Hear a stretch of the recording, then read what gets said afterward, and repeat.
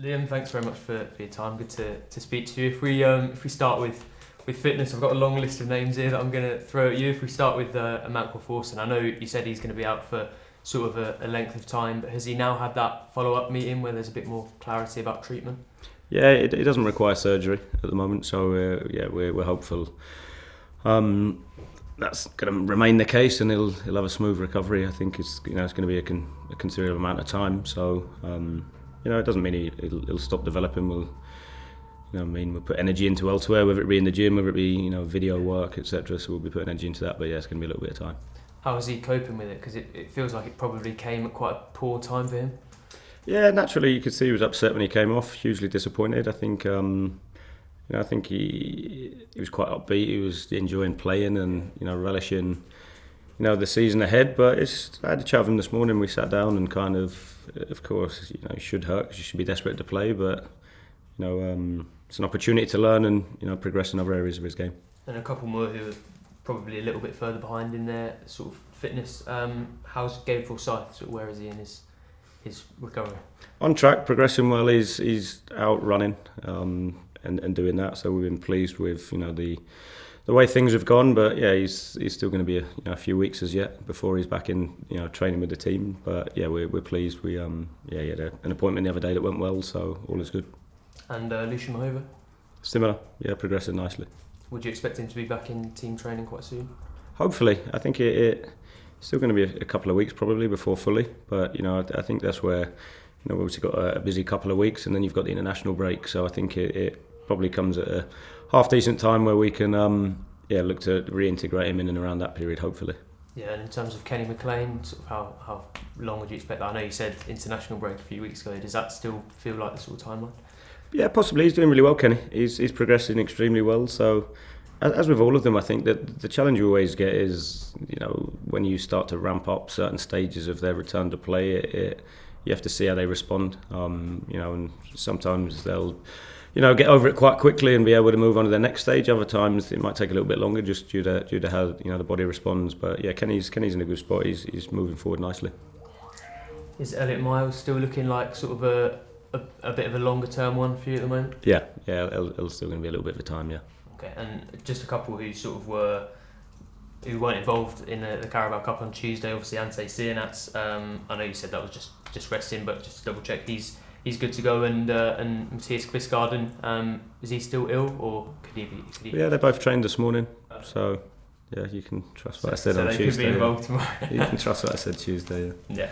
And just to sort of come on to transfers a little bit. Obviously, Brad Hills, I think we're led to believe is quite close to move to Stockport County. So I don't know how much you want to say about that or not, but I mean, just tell us where that is at the moment.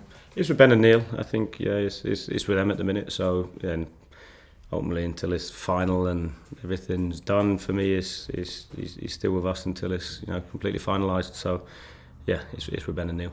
Yeah, but obviously he's kind of quite far down the pecking order, so that probably explains if and when he does go this summer why that decision's maybe been taken. Yeah, and I spoke about it the other day. I think it's one of those of best interest of the club, but also the player as well. And it was after the game, I spoke the other day about it, and basically just said that he obviously had a decent season last year, and he's at that age where he wants to go and play and wants to go and compete. And I think he obviously had a taste of it last year. He's as you said, he's behind a few here at the minute, so he wants to go and do that. And yeah, if it works right for us, we'll explore it. I think there are a few others obviously who haven't really been too close to it at the moment. Antoine Slimane, Shane Duffy, George Long. Is it sort of progressing with them, or is that again a case of you kind of leaving it to Ben and Neil and just continuing to work with them? Yeah, it's constant in the background. There's conversations happening all the time, and as you know, it's not just on what we do; it's what other clubs are doing elsewhere and the knock-on effect of that. There's so many factors behind the scene. It's not as easy as this is it. Let's move forward. I think there's lots of conversations, and again, it's such a fluid thing, a transfer window. So yeah, they're guys. You saw Shane was around it the other night and spoke extremely well in the changing room. And the other guys are training properly and are pushing hard every day as well. And like I said, they're still under contract with us, so they'll be treated like they should be. Yeah, I also wanted to ask you about Marcelino Nunez, because I think there's been a bit of speculation about him sort of the last few weeks, and he's in obviously the last year of his contract. But I thought he underlined on Tuesday, didn't he, how big he can be for you and for your group?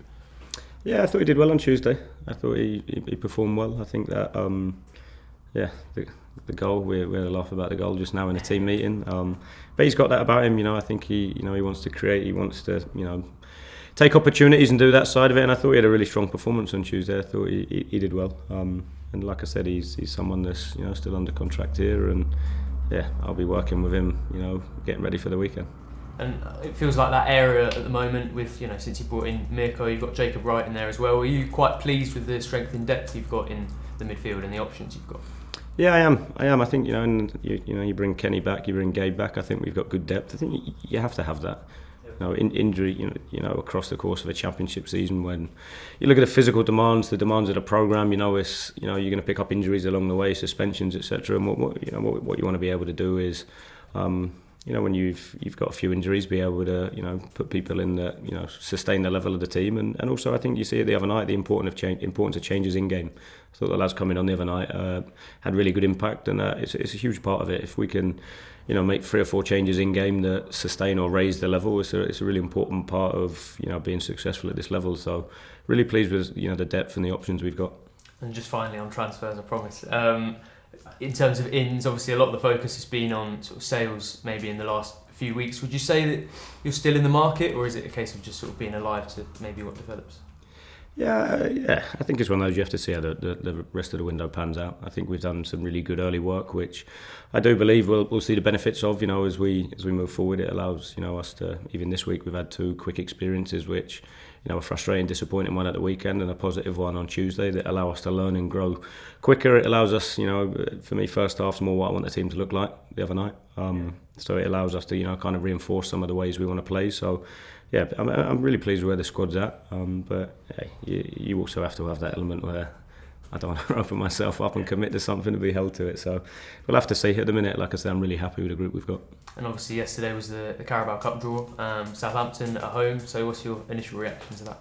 Yeah, another good game, another testing game. Obviously, delight to be at home. So yeah, we can come here and have another game, and as always, we'll do everything we can to try and win that one and progress.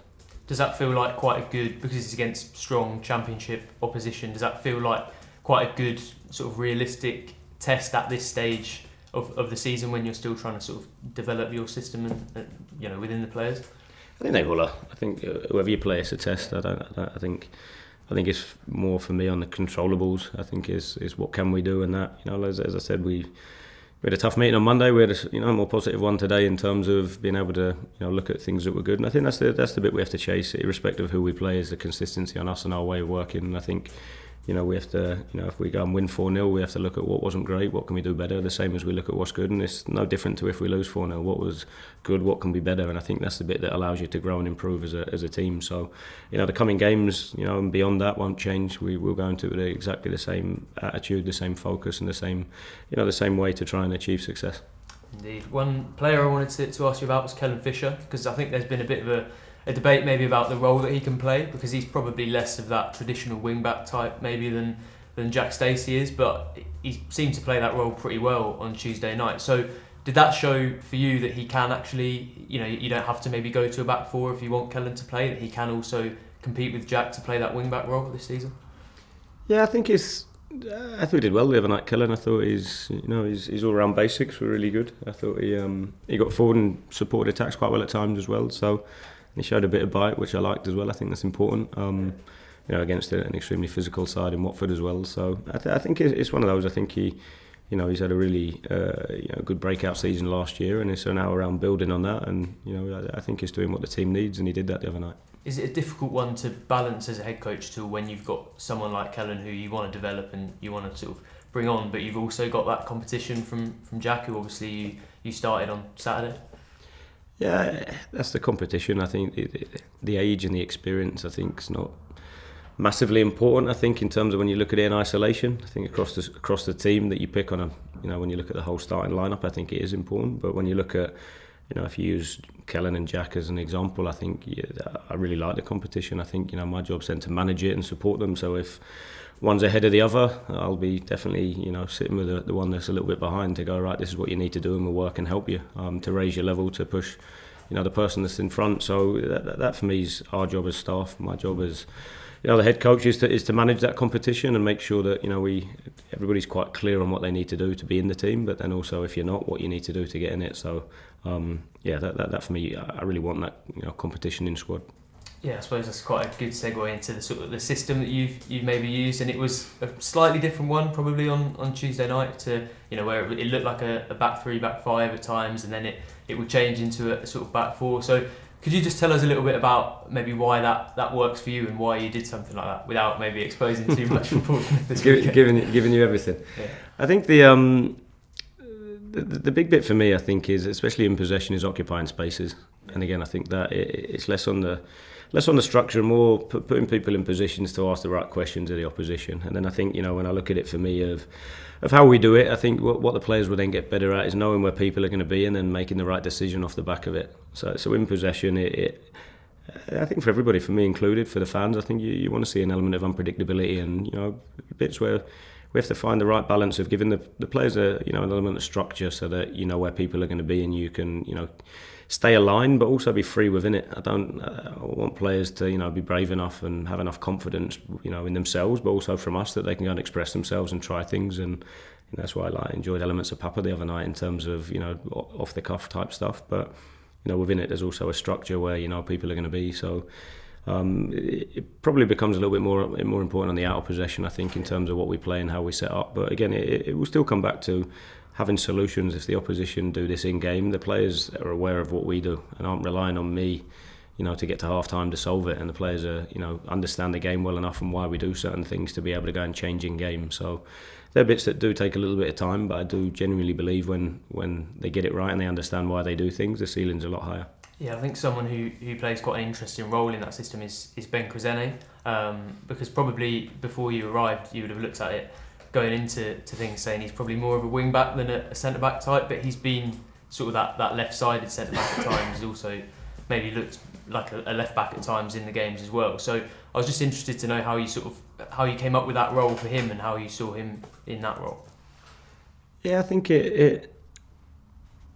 what it allows you to do is kind of move between the 3-4-5, whatever you want to call it, whatever it looks like on that back line.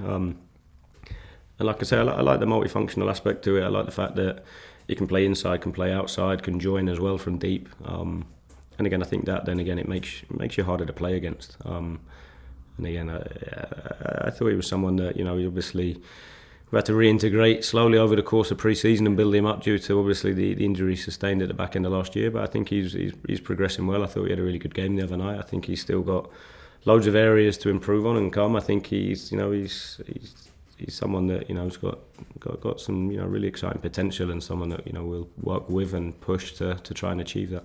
Yeah, I also wanted to ask you about Harry Darling, because obviously I know defence was a big priority for you when you came in, and it feels like he's already become sort of quite a key part of that for you. Yeah, and to be fair, obviously I worked with him at MK, but his levels have gone up a considerable amount since I last worked with him. I think he is really matured, grown up. I think his focus is better. You see his qualities on the ball. I think positionally he's improved a lot in terms of the defensive side of the game, which was something we used to bang on him about a few years ago. So I think he's definitely grown in that area. And I think you see his leadership coming out now as well. Papa's tackle first half, Harry's the first one to run over and celebrate it and congratulate that. And they're the types of things we showed the lads those clips today. He was the same when Mate won the free kick in the 90+ minute.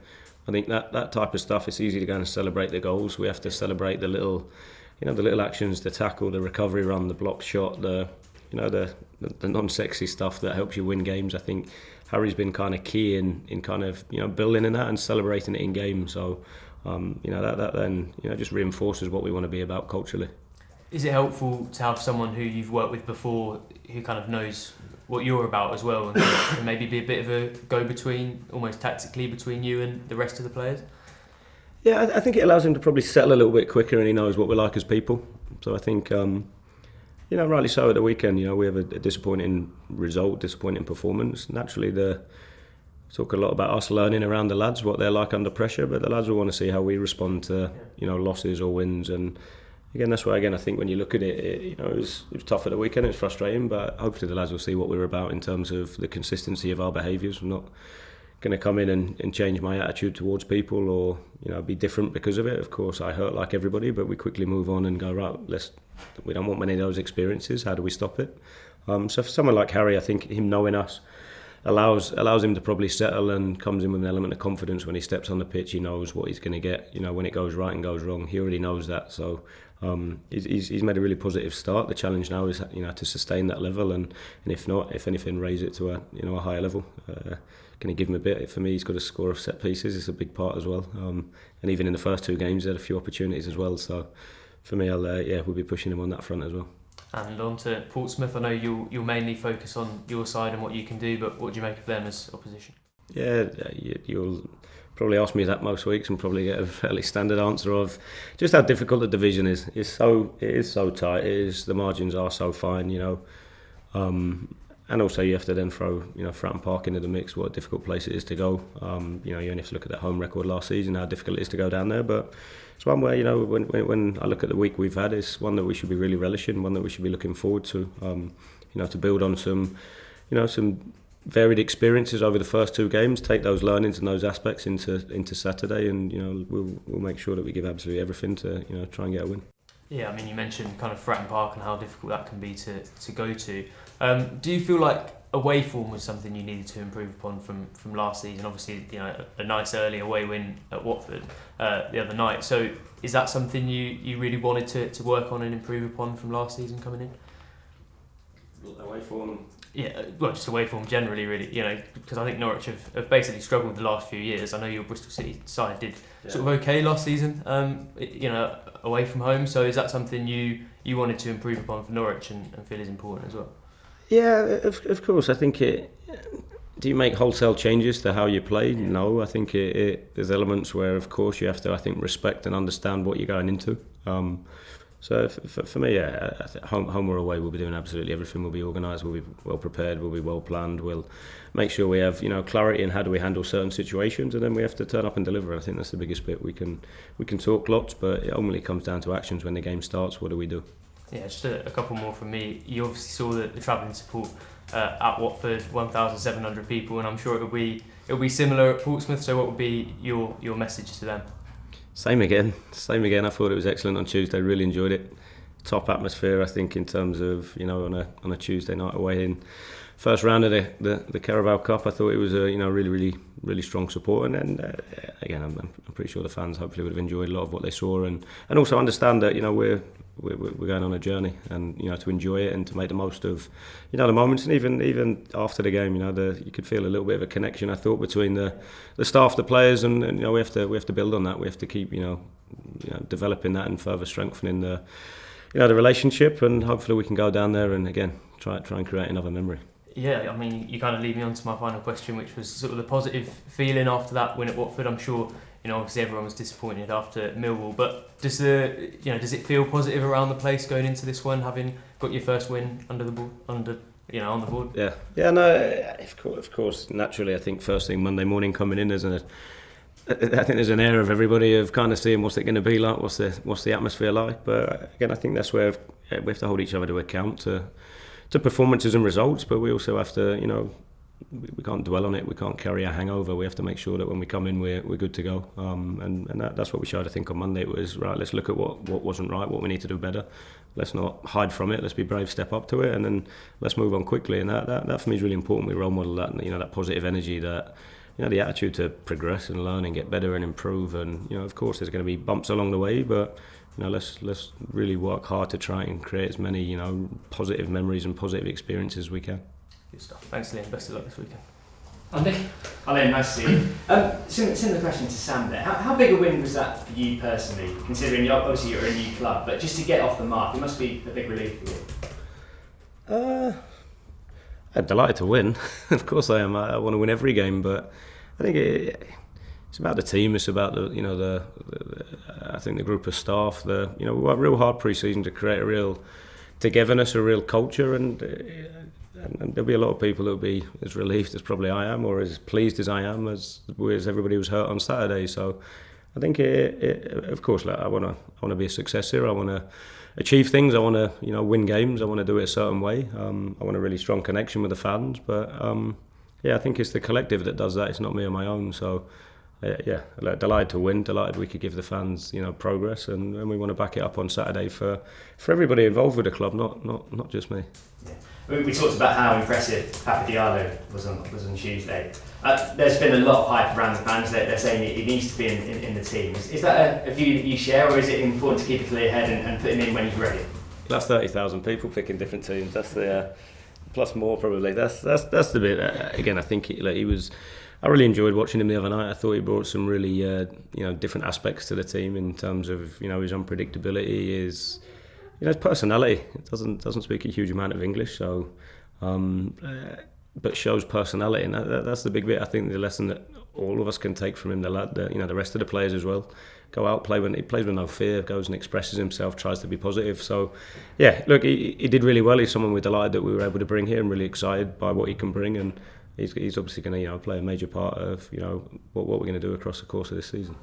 Just a couple of transfer lines, if you may. I'm trying to think of some new ones. But going back to Fratton, obviously he's quite a unique player, isn't he, in that sort of number 10 area. Do you feel you need to replace him, or do you think you've got options there?